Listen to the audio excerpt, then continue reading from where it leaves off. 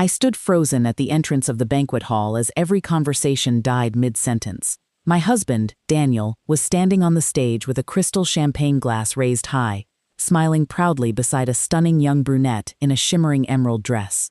"Ladies and gentlemen," he announced confidently, "I'd like you all to meet the woman who's about to become the most important person in my life."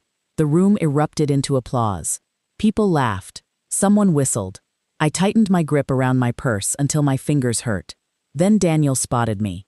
His smile vanished for only a split second before returning even wider. "Oh," he said loudly enough for everyone to hear, "looks like my wife finally found us." Every pair of eyes turned toward me. The brunette folded her arms smugly. Daniel walked down from the stage and stopped inches away. "You shouldn't have come," he whispered. Then, louder, "Actually, maybe this is perfect." He slipped off his wedding ring, held it between two fingers, and dropped it into my hand. "I've outgrown this marriage." Gasps echoed around the ballroom. "You've spent years playing the supportive wife while I built my future." He wrapped an arm around the younger woman. "And now I'm choosing someone who actually inspires me." People stared at me with sympathy. Others looked away, embarrassed. One woman quietly muttered, "How cruel." Daniel smiled like he'd already won. "I'll have the divorce papers delivered Monday." The brunette smirked. "You can leave now." I looked at both of them, then slowly closed my hand around the ring. I smiled. Not because I wasn't hurt. Because I finally knew exactly where all those Friday nights had led. And more importantly, I knew something Daniel didn't. Nobody in that room knew the truth. Not yet. I simply nodded. "Thank you," I said calmly. Daniel frowned. "For what?" I looked directly into his eyes. "For making this so much easier." Confusion flashed across his face. That was his first mistake. I turned around, walked out, and left every person in that ballroom wondering why the woman who'd just been publicly humiliated looked so unbelievably calm. But that's not where this story began. 3 months earlier, my name is Emily, and for 12 years I believed I had the perfect marriage. Daniel was charming, at least. That's what everyone thought. Every Friday evening he'd kiss my forehead, grab his car keys, and say the same thing. "Late client meetings, don't wait up." At first, I believed him. He always came home after midnight smelling of expensive cologne and restaurant food. When I asked questions, he laughed. "Emily, you're overthinking again." If I pressed harder, he'd sigh dramatically. "You really need to trust me." Little by little, I stopped asking. Not because I believed him, because I was tired of being made to feel unreasonable. Everyone adored Daniel. Our friends called him devoted. His coworkers admired him. Even my own sister once said, "You hit the jackpot." If only she knew. Every Friday I ate dinner alone. Every Saturday he acted like nothing had happened. He never shouted. He never hit me. His weapon was something quieter. Dismissal. Mockery. Gaslighting. He made me question my own instincts. Until one Friday, everything changed. Daniel rushed out the door unusually fast. 10 minutes later, his phone vibrated on the kitchen counter. He had forgotten it. The caller ID simply read, "Sophia." I hesitated, then answered. A woman's soft voice whispered playfully, "Are you almost here? Don't make me wait again." I didn't speak. She laughed. "I've got everything ready." Then the call ended. My heart shattered. But instead of crying, I opened the recent locations synced to his phone. An address appeared. I wrote it down. Remember that detail. It mattered later. That evening, instead of confronting him, I drove there. It wasn't a hotel. It wasn't an apartment. It was a private charity foundation on the outskirts of town. Luxury cars filled the parking lot. Well-dressed people entered carrying folders instead of champagne. Confused, I watched from across the street. Then I saw Daniel. He wasn't holding Sophia's hand. He was carrying stacks of financial documents into the building. A woman greeted him with a hug.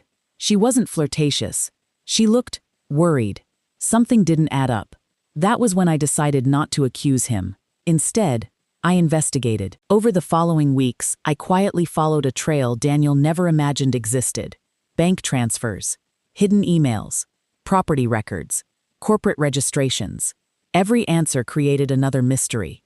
The charity foundation wasn't really a charity. It was secretly purchasing struggling businesses before turning them into luxury developments. Daniel wasn't the owner. He was merely the public face. Someone else controlled everything. And every Friday, major investment decisions happened there. Then I found one name repeated on every confidential file: Margaret Whitmore. Daniel always called her the investor. But when I searched further, I nearly dropped my laptop. Margaret Whitmore wasn't just an investor. She was my biological mother, the woman who had placed me for adoption as an infant. Nobody knew, not even Daniel. 20 years earlier, legal documents had quietly established an irrevocable family trust.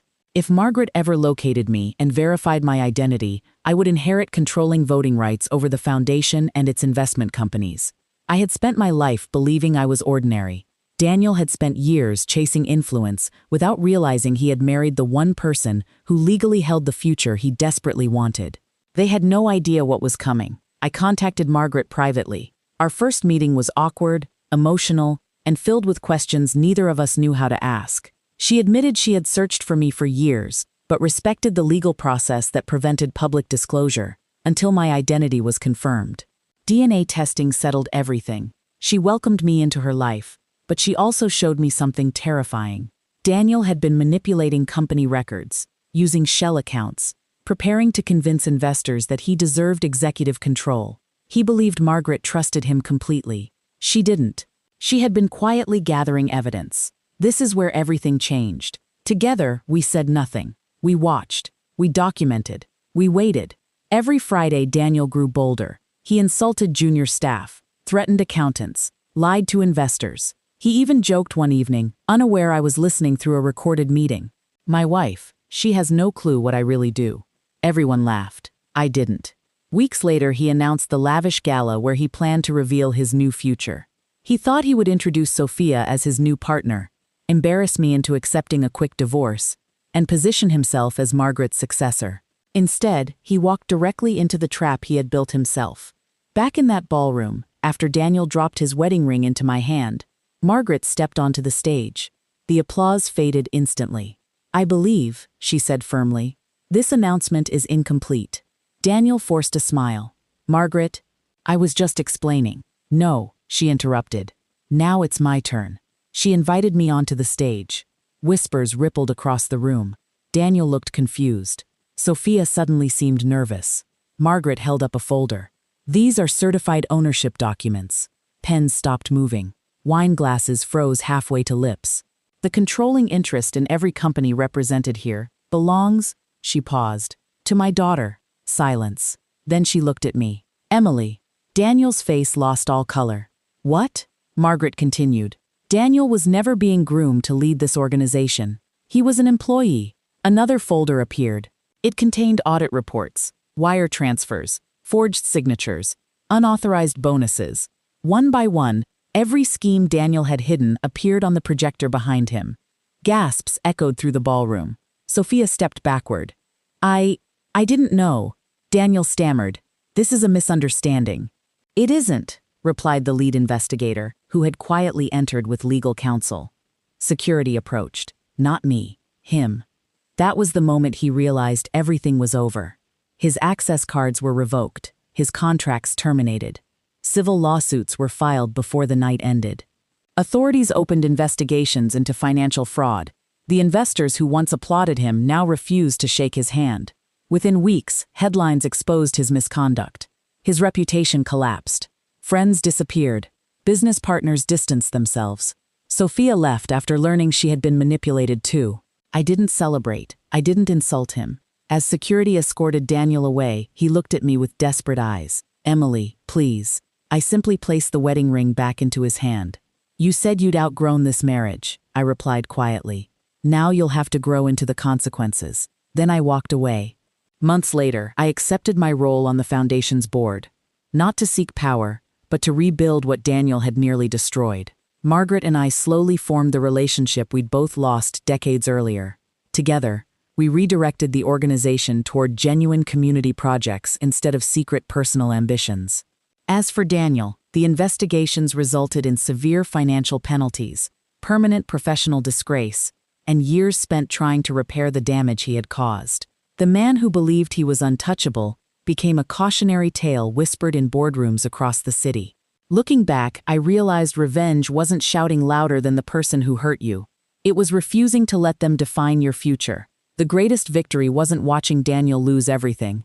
It was finally discovering who I truly was, and building a life no one could ever take from me.